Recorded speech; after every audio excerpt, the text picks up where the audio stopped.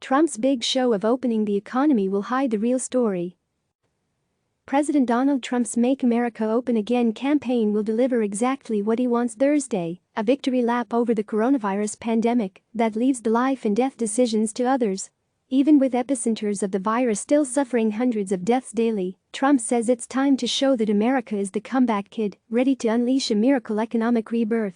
The president plans to release new guidelines that tell states they can lift stay-at-home orders and ease social distancing at the discretion of their governors, even before a May 1 deadline. This ought to be a major and unifying marker in the fight against the disease that has now killed more than 30,000 Americans and has clamped economic blight on the nation. But with many states only just at or past their peaks in the fight against the pathogen and others still short of theirs, Trump's move risks coming across as a major distraction. Multiple governors said Wednesday that their states are nowhere near opening, with some warning their coronavirus cases had yet to peak. Trump cited good news of a slowing curve in Washington, D.C. But Mayor Muriel Bowser on Wednesday extended the district state of emergency until May 15. Los Angeles Mayor Eric Garcetti told CNN he might ban sports events until 2021. And doctors and nurses on the front lines endured another day of agony and fear of infection. The fact that it is constitutionally superfluous for Trump to authorize states to open up suggests his real intent is an election-year political device that positions him as leading the resurgence and those who oppose him as laggards holding America back. We're going to be announcing guidelines and we'll be talking about various states, and it's very exciting, Trump said in another rambunctious Rose Garden news conference Wednesday. We will be the comeback kids, all of us, all of us. It's incredible what's going on, Trump said. Tomorrow is going to be a very big day. We will have some openings that will exceed our expectations, and they will be safe. The political context of Trump's remarks is important because it backs up reporting, including by CNN, that nothing will deflect the president from his desire to open up the country on May 1, and that he is working from personal motivations rather than solid data. Wednesday's news conference, like at least its two predecessors, was an exercise in airing grievances and creating soundbites for conservative media. On Monday, Trump blasted accurate news coverage of his botched initial handling of a pandemic. The next day, he blamed the World Health Organization for being slow to react in cosseting China, transgressions of which he is also guilty. And on Wednesday he launched an assault on U.S.-funded international broadcaster Voice of America and threatened a constitutional attempt to shut down Congress if the Senate did not approve his appointees. None of these actions will save American lives or even get the economy powering ahead again. But they do distract from rising criticism and factual evidence that he has mishandled the pandemic all along.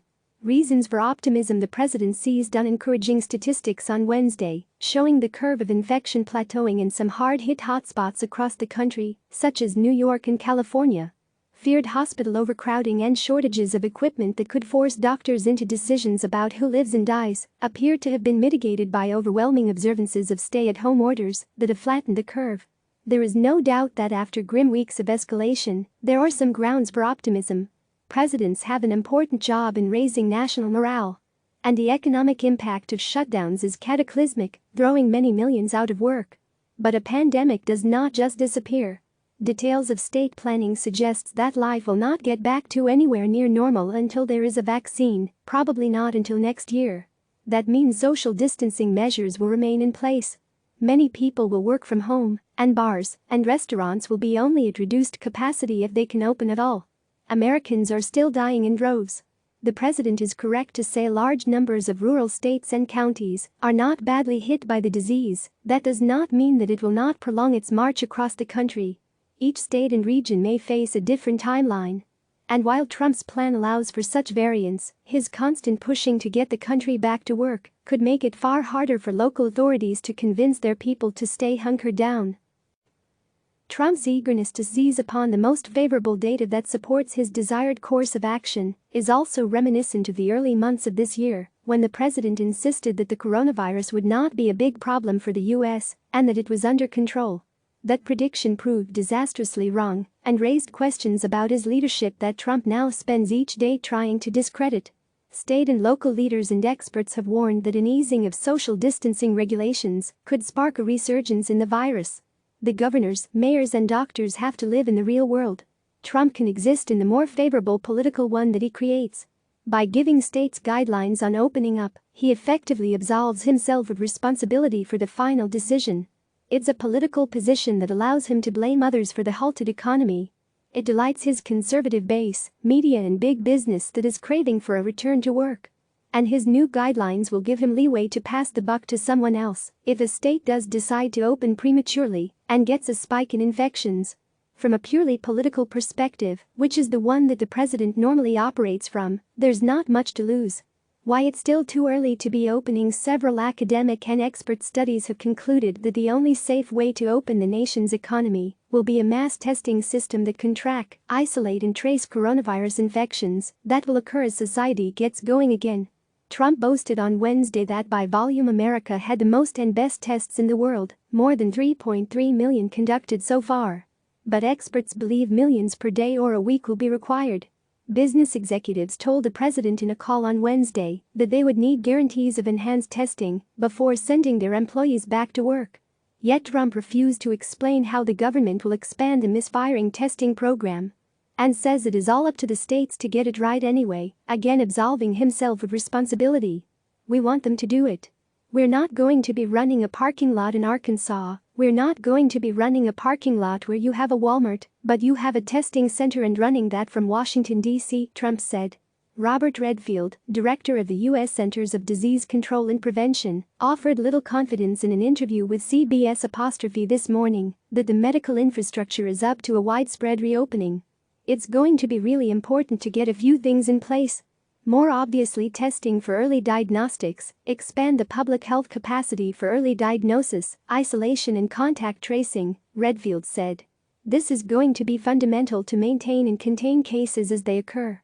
And then make sure we have the health capacity to deal with this as we work to regain the confidence of the American public that it's safe to go back to work, he added. CNN reported Wednesday that governors and state health officials feel misled by the White House about a rapid toaster-sized testing device made by Abbott Laboratories and unveiled as a whole new ballgame by the president.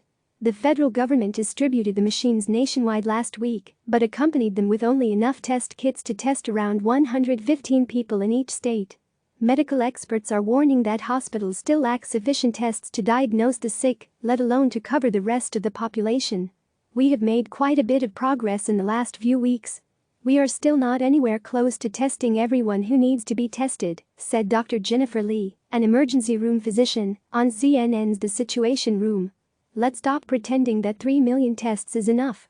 We need the capacity to do millions of tests, if not per day, per week, Lee said, adding that sometimes a hospital might have sufficient test kits but lack swabs or labs, might lack supplies to process the tests so that doctors can make a diagnosis.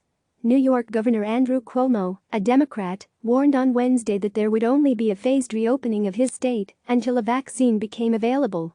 The more testing, the more opening of the economy, Cuomo said. Click subscribe to receive the latest news.